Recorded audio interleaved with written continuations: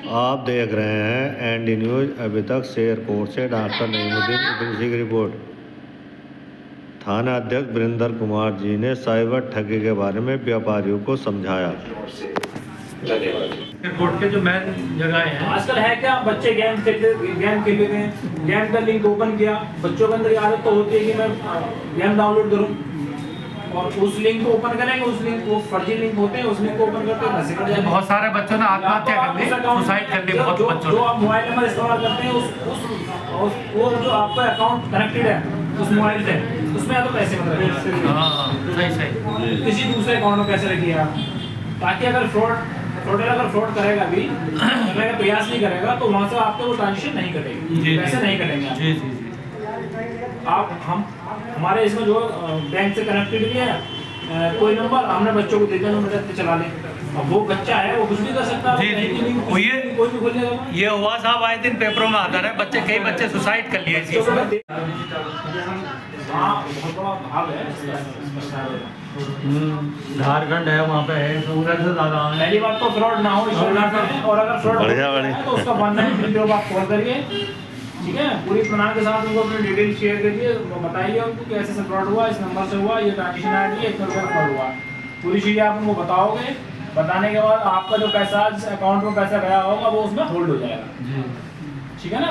Hold होने उसकी मौत है, होल्ड होना ही आपका बेनिफिट है। जी जी। अगर पैसा आपका होल्ड हो गया तो आपको पैसा मिलना ही मिलना है, ठीक है। लेकिन इस झांसे से बचें, ठीक है ना। साइबर के लिए आप लोग अपने परिवार को, अपने रिश्तेदारों को, अपने भाइयों को, सबको जागरूक करिए कि कोई भी OTP कोई भी रिश्तेदार बन के फोन करता है तो बिल्कुल झांसे में ना आए, कोई लिंक भेजता है बिल्कुल नहीं खोलें, ठीक है ना। जिक्र में रहना चाहिए जहाँ बैठे हैं, इस चीज़ का जो है चर्चा बनी रहनी चाहिए। कोई कहता है बैंक से बोल रहा हूँ आपका ये करना वो करना, बिल्कुल उसको झांसे में ना कि ठीक है मैं ब्रांच में जाकर बात कर लूँगा, वो भी चीज़ें वहाँ शेयर कर दूँगा। घर में कोई चर्चा जहाँ भी बैठे हैं वहाँ भी चर्चा इस पॉइंट पे रहनी चाहिए। आप लोग को जागरूक रहेंगे, आप लोग और लोगों को करेंगे तो ऐसे ही हम लोग जागरूक हो पाएंगे। अदरवाइज देखो साइबर फ्रॉड करने के लिए वो लोग बैठे होंगे, ठीक है ना, उनको मात देने के लिए हमको एक्टिव होना पड़ेगा। चर्चा में बनी रही बात तो रूटीन में घूमती रही है। बिल्कुल बिल्कुल। आप तो कह रहे हैं ना मोहल्ले वाइज ये आपको मिलाते हैं रघु से, जो एक बस का ड्राइवर है। हर दिन की तरह आज भी वो बिजनौर से दिल्ली की ओर बस चला रहा है। तब भी उसके पास एक अनजान नंबर से फोन आता है।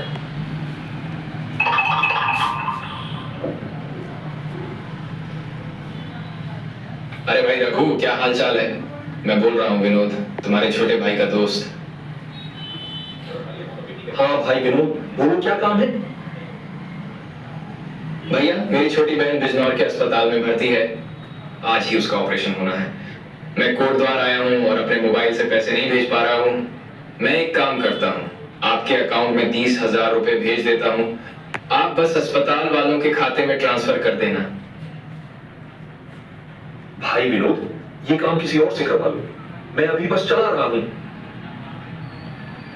भैया, ऑपरेशन आज ही होना है। मैं एक काम करता हूँ, आपके खाते में 32,000 रुपए भेज देता हूँ, आप 2,000 रुपए अपने पास रख लेना और 30,000 रुपए अस्पताल वालों को भेज देना। ठीक है भाई, पैसे भेज दो, मैं करता हूँ उनको। ठीक है भैया, पैसे भेज दिए हैं, आपको खाते में पैसे आने का मैसेज मिल जाएगा, फिर पैसे भेज देना। जिसके बाद रघु फोन काट देता है और कुछ देर बाद रघु के पास एक मैसेज आता है, जिसे पढ़ने पर उसे पता लगता है कि उसके खाते में 32,000 रुपए आए हैं।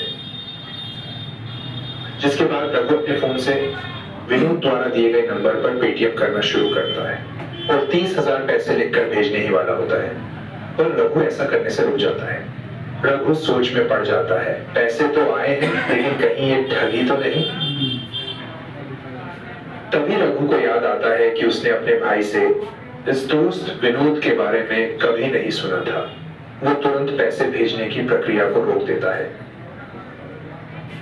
जिसके बाद रघु अपनी मोबाइल बैंकिंग ऐप खोलता है और खाते की जांच करता है। उसे पता चलता है कि उसके खाते में कोई पैसा नहीं आया। अब उसे एहसास होता है जो मैसेज उसे मिला था वो किसी ठग का फर्जी SMS था। रघु समझदारी दिखाता है, वो तुरंत अपने फोन से साइबर हेल्पलाइन नंबर 1930 डायल करता है। साइबर क्राइम हेल्पलाइन नंबर 1930 में आपका स्वागत है। Welcome to cyber helpline number 1930. जिसके बाद रघु घटना की सूचना देता है। उसकी सतर्कता ने उसे ठगों से बचा लिया। रघु ने तो समझदारी दिखाई और अपने को ठगी का शिकार होने से बचाया। क्या आपके पास भी किसी अनजान नंबर से फोन आता है जो खुद को आपका रिश्तेदार बताता है?